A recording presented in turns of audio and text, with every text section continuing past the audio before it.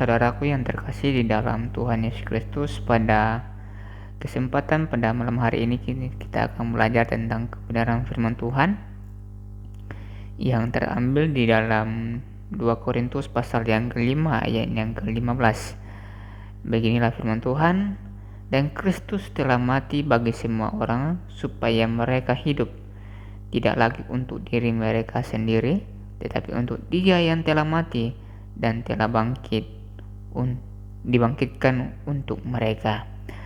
Yang menjadi tema kita pada malam hari ini adalah hidup kita bukan untuk kita sendiri, tetapi kita hidup untuk Tuhan.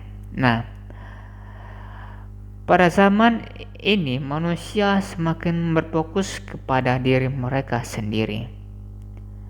Trennya seperti berfoto membuat manusia semakin memuji diri mereka sendiri dengan melihat gambar mereka, rupa mereka. Mereka berusaha mencukupkan kebutuhan sendiri dan sangat mungkin hanya untuk berelasi dengan orang-orang lain jika itu menguntungkan mereka. Pujian juga hanya ditunjukkan kepada orang-orang yang cantik, ganteng, dan kaya. Ya, itu tidak bisa kita pungkiri. Bukan kepada orang-orang yang taat dan yang benar. Hal ini terjadi karena manusia terjebak dan terpenjara oleh berbagai hal duniawi, sehingga mereka berlomba untuk menggapainya demi sebuah pengakuan dunia. Hal ini yang ditentang oleh Rasul Paulus dalam nas ini, bahwa kita manusia tidak hidup untuk diri kita sendiri, tetapi untuk Dia yang telah mati dan telah membangkitkan kita dari kematian, atau yang telah bangkit dari kematian. Kita hidup bukan karena kekuatan dan kehebatan kita percaya hal itu, bukan karena kekayaan yang kita miliki, karena kekayaan bisa hilang kapan saja, karena kekayaan tidak bisa kita bawa pada saat kita meninggalkan dunia ini, dan tidak ada sesuatu pun hal yang bisa kita andalkan supaya kita bertahan dalam hidup. Ya, kita tidak bisa mempertahankan apa yang kita punya hari ini. Kalau Tuhan sudah panggil kita untuk meninggalkan dunia ini, Tuhan akan mengambil nyawa kita. Tuhan akan menjemput kita dengan caranya. Mari kita sadari bahwa hidup ini adalah anugerah Tuhan. Hidup ini telah ditebus dengan bayaran yang sangat mahal.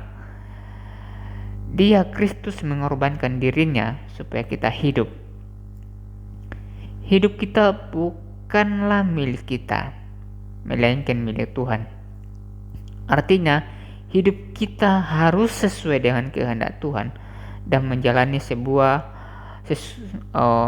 sesuai dengan peraturan yang dari Tuhan. Ya, kita sebagai orang yang percaya kepada Tuhan Yesus Kristus, kita harus berfokuskan diri kita kepada Tuhan agar kita semakin mendekatkan diri kepada Tuhan dan berfokus lagi kepada Tuhan, bahwa hidup kita ini tidak ada artinya kalau kita tidak berikan sepenuhnya hidup kita ini kepada Tuhan Yesus Kristus. Demikian juga kita sebagai orang yang percaya atau orang-orang yang Kristen di hadapan Tuhan. Tanpa Tuhan kita tidak bisa berbuat apa-apa. Tanpa Tuhan hidup kita ini tidak akan teratur atau kacau balau. Tuhanlah yang membuat kita hidup. Pengorbanannya di kayu salib membuat kita hidup. Dengan demikian, supaya seharusnya kita telah hidup, sudah seharusnya kita tidak hidup untuk diri kita sendiri, melainkan juga untuk kemuliaan nama Tuhan.